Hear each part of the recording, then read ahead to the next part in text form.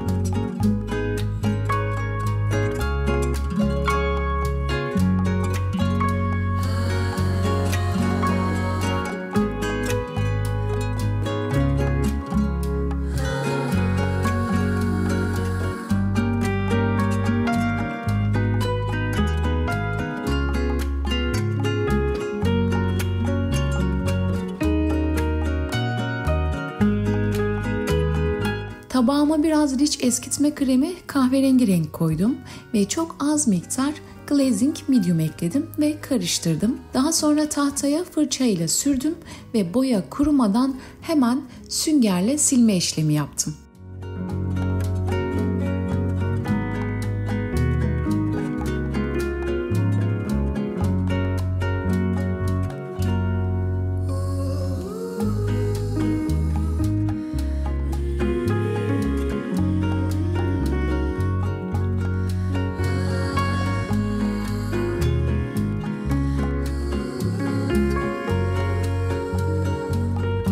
Yaklaşık 2 saat kadar sonra sünger zımpara ile hafiften zımpara yaparak videoda gördüğünüz gibi tahtanın kendi dokusunu meydana çıkardım.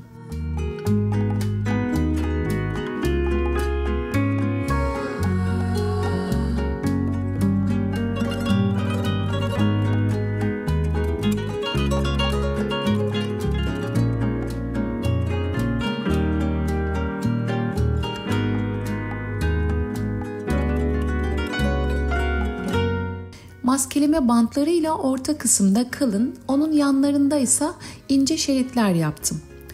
Kalın çizgi için Rich Multisurface sis rengine 1-2 damla sarı renk boya ekledim. Onunla boyadım. Yanlarındaki ince çizgiler için de orta kısım için hazırladığım açık sarı boyaya birkaç damla daha sarı ekleyerek rengi biraz koyulttum ve öyle boyadım.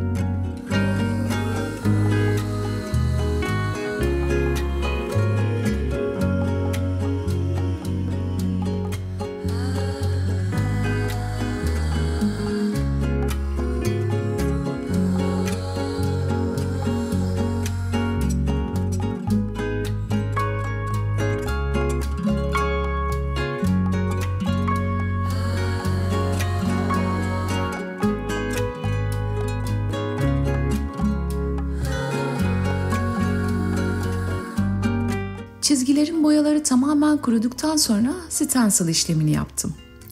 Stencil şablon arkasına stencil sprey yapıştırıcısından sıktım ve yapmak istediğim yere şablonu koydum. Elimle bastırarak şablonun tamamen yapıştığından emin olunca Rich Multisurface siyah renk boya ve sünger tampon fırçayla boyamamı yaptım. Ve boyama işleminden hemen sonra şablonu yavaşça kaldırdım.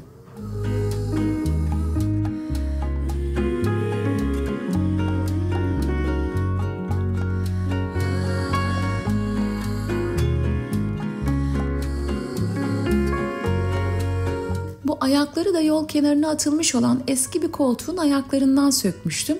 Bu geri dönüşüm projemde onları da değerlendirdim. Gördüğünüz gibi çok eski ve yıpranmış oldukları için multisurface boya içerisine toz talaş ve biraz da ahşap tutkalı ekleyip karıştırdım. Macun gibi bir kıvam elde etmiş oldum. Önce çatlakları bu karışımla doldurdum ve daha sonra ayaklara komple bu karışımı sürdüm.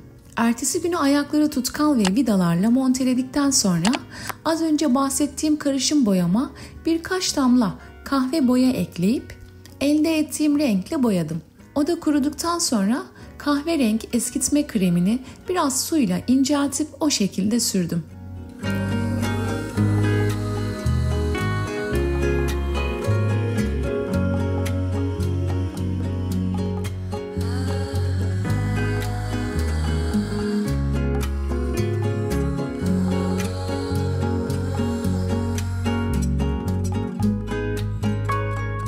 Son olarak ayaklarına ve üst tablaya sağlam olması için 2 kat taş vernik sürdüm. Bu arada kullandığım tüm boyalar ve vernik su bazlı ve kokusuz.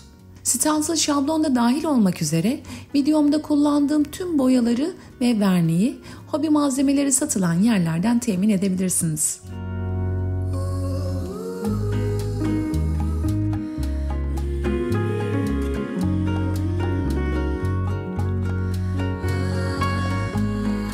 Evet, oğlumun odası için eski koltuk ayakları ve araba tekerini kullanarak bu şekilde bir sehpa yaptım.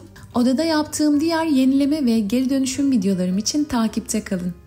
Bu arada ilerleyen günlerde vernikli mobilya boyasıyla gardırop boyama videomu da kanalımda sizlerle paylaşacağım. İzlediğiniz için teşekkür ederim. Kendinize çok iyi bakın. Bir sonraki videoda görüşmek dileğiyle. Aşk ile kalın.